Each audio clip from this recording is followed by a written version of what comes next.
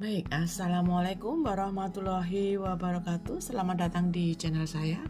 Kali ini saya akan merespon sebuah pertanyaan dari viewer. Sebenarnya saya tidak melihat pertanyaan ya. Beliau hanya bercerita panjang kali lebar di DM saya. Dan saya izin menguliti beliau gitu ya.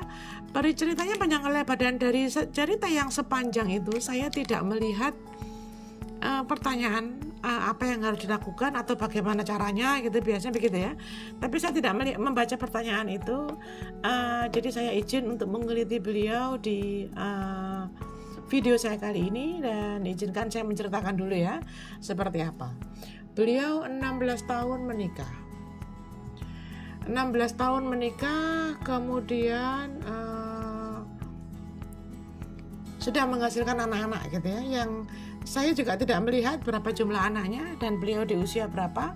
Bagi saya itu tidak penting, tapi kalau sudah 16 tahun menikah, kurang lebih usianya pasti sekitar sudah di atas 40 tahun ya, 45-an lah ya usia si ibu luar biasa ini ya. 16 tahun menikah, suami bekerja dan kemudian memutuskan untuk resign ya. Setelah memutuskan untuk resign setelah 16 tahun, sekarang anak-anak sudah menginjak, sudah remaja ya. Anak-anak sudah masuk usia remaja. Setelah memilih resign, suaminya bekerja yang ya beliau nggak menjelaskan ya pekerjaannya di mana, tapi yang pasti ada usaha yang dilakukan. Setelah bekerja, setelah resign, mendapatkan uang pesangon, si istri ini diberikan 10 juta per bulan dari uang pesangon tadi. Wow, ya keren, pakai banget 10 juta per bulan ya, Masya Allah. Ya, nah ketika mendapatkan uang sekian, ternyata habis dong, nggak mungkin dong uang ini utuh terus. Akhirnya beliau memutuskan untuk berjualan. Kalau dilihat dari TikToknya dengan jumlah viewer di atas 100.000, Masya Allah, jualannya laris manis ya, bisa berangkat umroh. Sekarang yang jadi pertanyaan, setelah 2025 suami tidak lagi memberikan nafkah no, zong ya, nafkah zong ini pasti habis ya, sejak 2020 berapa gitu lah, pokoknya sejak COVID lah ya, sejak COVID gitu ya, persisnya saya lupa. Pokoknya setelah sekian tahun akhirnya beliau mencari nafkah dari proses itu dan sudah bisa umroh. Ya, sudah bisa umroh pada saat sebelum ini 2024 kalau nggak salah umrohnya ya. Nah pada saat sekarang suaminya dalam kondisi terpuruk sehingga usahanya nggak jelas begitulah ya, ABCDEFG ceritanya nggak penting juga untuk saya respon detailnya. Tapi yang pasti sekarang ini beliau sangat marah, mengusir suaminya karena tidak memberikan nafkah.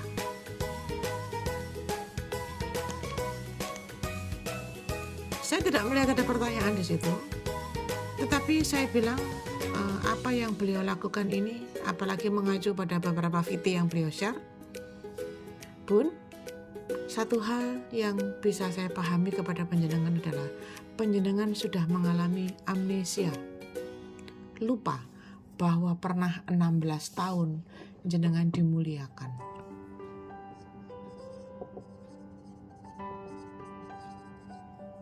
Padahal setelah dia tidak lagi bekerja, Anda masih mendapatkan 10 juta per bulan.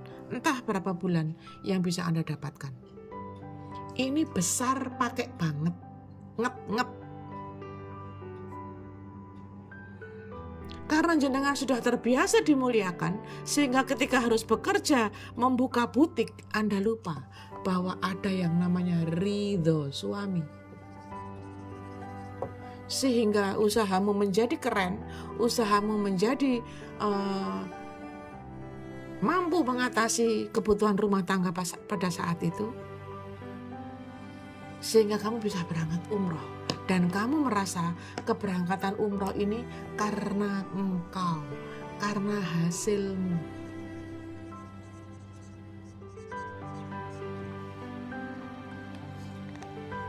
Fine, kamu yang menghasilkan umroh ini. Tapi bukan karena engkau kamu bisa berangkat umroh. Juga bukan karena engkau kalau kemudian usahamu berhasil, lalu kamu merasa sombong.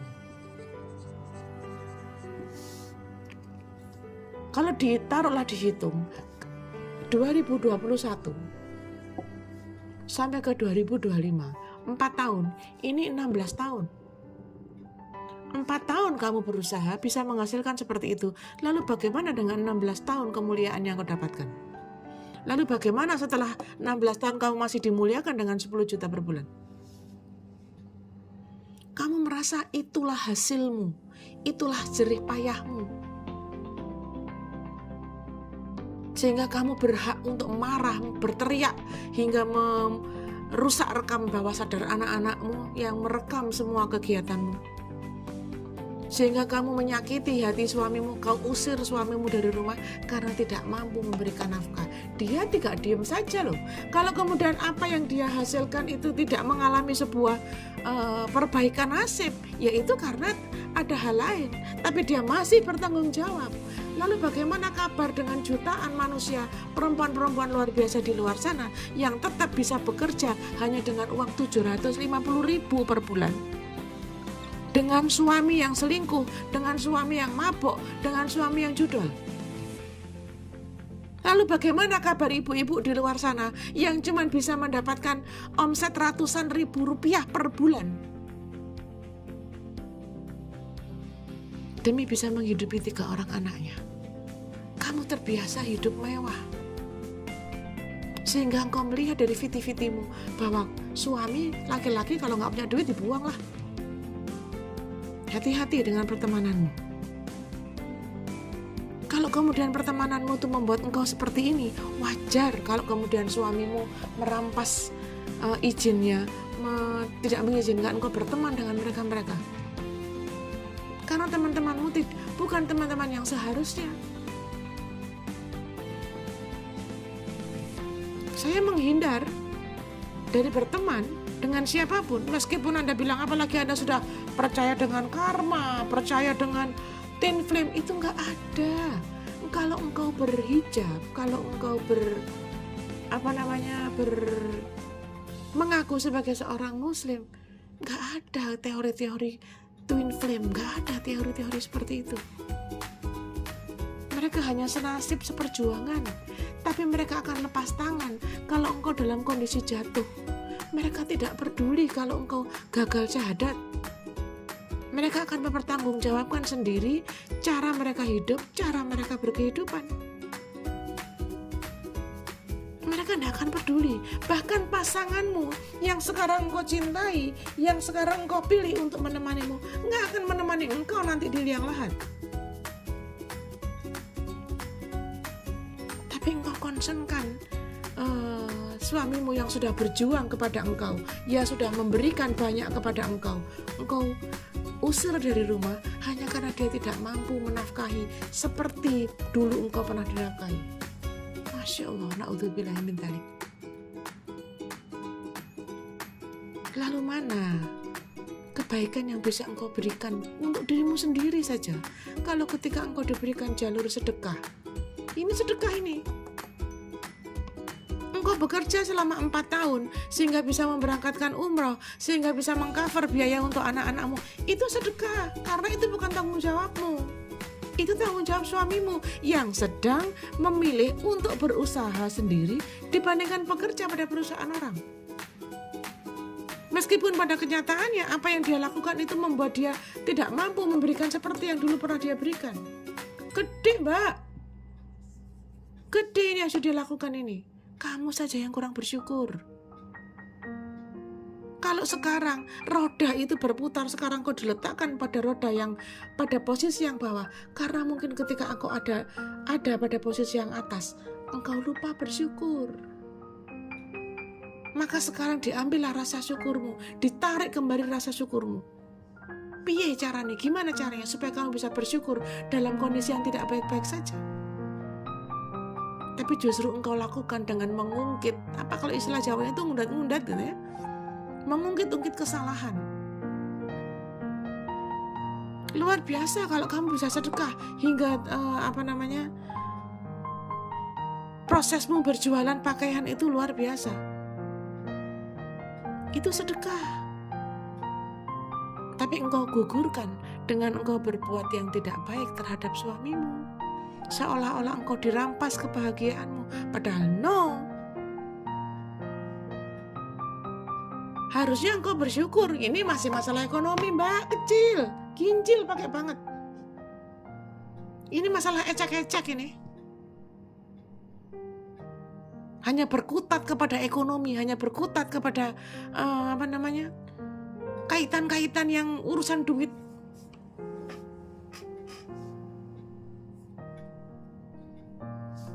Saya nggak yakin kalau seandainya suamimu ini melakukan kesalahan yang lebih daripada ini, apa yang bisa kau lakukan terhadap suamimu? Jangan-jangan kau buat suamimu menyala seperti yang dilakukan ibu polwan itu. Jangan salah, Mbak, jangan salah. Usiamu itu saat ini itu adalah usia yang cucok markucok dengan teori yang disampaikan oleh Bunda Aisyah Dahlan. Usia kepingin ganti suami. Kalau cuma masalah duit, masalah ekonomi, ini masalah paling gampang. Paling gampang. Bisa dicari. Kalau sekarang usahamu sedang turun, sementara suamimu tidak bisa memberikan apapun bentuk kesalahannya, tidak mampu memberikan itu karena engkau selama ini lupa bersyukur. Tapi yang kau lakukan adalah dompet yang ada di dalam saku suamimu yang sudah nggak ada duitnya. Bisa jadi ini juga teguran untuk suamimu. Tapi sebelum engkau menegur suamimu, tegur dulu dirimu. Tegur dulu dirimu. Kemana engkau selama ini? Jangan cuma hanya bisa merasa bersalah. Gampang kalau cuma merasa bersalah ke anak-anak mah. Yang harus kau concernkan saat ini adalah merasa bersalahmu kepada suami karena kamu kurang menghargai suamimu. Tidak selamanya roda itu selalu berada pada. Kalau roda itu selalu ada di atas, posisi yang kau duduk saat ini selalu ada di atas, maka roda itu berhenti, tidak berputar. Sementara roda itu bentuknya bulat, bentuknya bundar, roda itu berbentuk lingkaran, dia berputar. Ketika engkau ada di atas, engkau bersyukur. Ketika ada di bawah, tetap engkau bersyukur. Karena itu menunjukkan bahwa bumi ini tidak berhenti. Kalau bumi ini berhenti, kiamat sudah.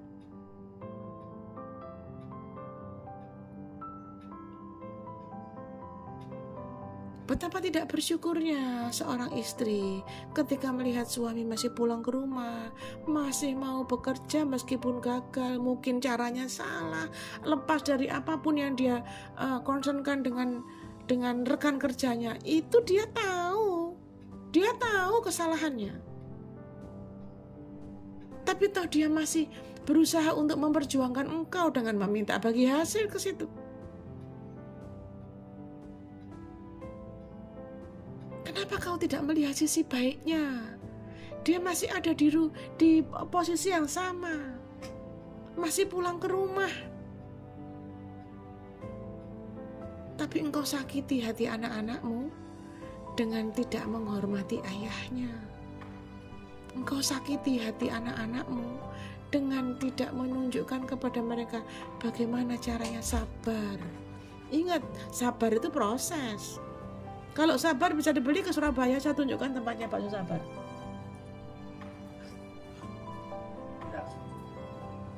Hati. Banyak hal yang bisa engkau syukuri yang berkaitan dengan cara engkau bersikap. Itu akan direkam anak-anak. Anak-anak itu tidak belajar sabar dari orang lain, tapi dari ibunya. Nggak ada ceritanya anak-anak itu belajar sabar dari orang lain, nggak ada ceritanya. Yang pertama kali mengajarkan sabar itu adalah ibunya. Lalu ibu seperti apa yang akan mengatakan bahwa manusia perempuan itu realistis? Betul, memang realistis. Ada uang, abang sayang. Nggak ada uang, abang ditendang. Fine. Itulah cara-cara mudah untuk mengajarkan kepada anak-anak supaya kelak ketika mereka tidak mendapatkan apa yang dia inginkan, mereka mudah menjual. Kalau tidak ada barang yang dijual, maka yang dijual adalah harga dirinya. Dan itu dihasilkan dari orang tua yang tidak memiliki harga diri di mata anak-anaknya. Mohon maaf, rekam digital itu tidak bisa hilang. Apa yang akan kau gambarkan kepada benak anak-anakmu nanti ketika engkau sudah berganti gelar menjadi almarhumah adalah apa yang pernah engkau sampaikan dalam kehidupannya dan apa yang engkau rekam di dalam handphonemu. Rekam digital itu gak bisa hilang. Hati-hati ya Bunda. Meskipun Anda tidak bertanya bagaimana caranya, saya hanya kepingin menguliti penjenengan dan memang saya tidak membaca ada banyak pertanyaan di situ. Yang saya lihat adalah Anda hanya nyampah. Sepanjang yang Anda sampaikan kepada saya di jalur DM TokTok, semua adalah sampah. Ya? Semua adalah sampah karena tidak ada pertanyaan di situ. Anda hanya kebingungan, Anda hanya nggak jelas menceritakan dari A sampai C, sampai B, sampai Z tentang bagaimana sikap suami, tentang bagaimana yang sudah engkau keluarkan. Seolah-olah suamimu adalah sampah. Engkau lupa bahwa engkau mendapatkan kemuliaan. Dan sekarang ketika engkau sudah tidak lagi dimuliakan, engkau marah. Hati-hati dengan apa yang jenengan sampaikan. Hati-hati dengan bagaimana cara berpikirmu, karena anak-anak itu terus merekam. Bagi penjenengan yang sudah terbiasa hidup mewah, memang sulit melepaskan kemewahan itu untuk kemudian tidak Anda dapatkan. Memang sulit untuk bisa menghilangkan apa yang sudah menjadi kebiasaan kita, apa yang sudah menjadi cara hidup kita. Tetapi bukan berarti tidak mungkin dan tidak bisa. Ajarkan kepada anak-anak untuk mulai bisa menerima seperti Anda menerima sebuah proses. Jangan ajarkan kepada anak-anak sebuah ketidakpuasan terhadap apa yang Anda dapatkan. Karena semakin engkau tidak puas terhadap kehidupanmu, Anda seperti memberikan sebuah peluru kepada anak-anak untuk kelak ketika mereka tidak tahu bagaimana cara bertahan hidup, mereka akan menjual apa saja, termasuk agama dan harga dirinya. Mohon maaf Bunda, kalau apa yang saya sampaikan ini menyakiti perasaan penjenengan. Mohon maaf kalau apa yang saya sampaikan ini menjadi sebuah peluru bagi saya yang Anda siapkan karena Anda tidak bisa menerima dan menelaah apa yang pesan di balik semua yang saya sampaikan. Semoga Allah memudahkan kehidupan penjenengan, mampu menjadi pribadi yang lebih baik. Belum terlambat. Masih ada waktu untuk memperbaiki selama Anda masih memiliki pagi untuk dinikmati. Tidak ada hal yang tidak bisa diperbaiki selama Anda punya cara dan tahu apa dan bagaimana cara memperbaiki. Gitu ya Bun. Semoga video ini bermanfaat juga baik untuk penjenengan maupun untuk bunda-bunda yang lain atau untuk pasangan-pasangan yang lain yang masih terkoreksi masalah ekonomi ya. Karena ini semua adalah cara kita mendapatkan kebaikan selanjutnya. Allah sedang menguji kesabaran kita. Innallaha ma'as-sabirin. Cekap semanten Bunda, tur dalam, semoga bermanfaat dan semoga tidak memunculkan sakit hati yang baru dalam benak panjenengan. Pareng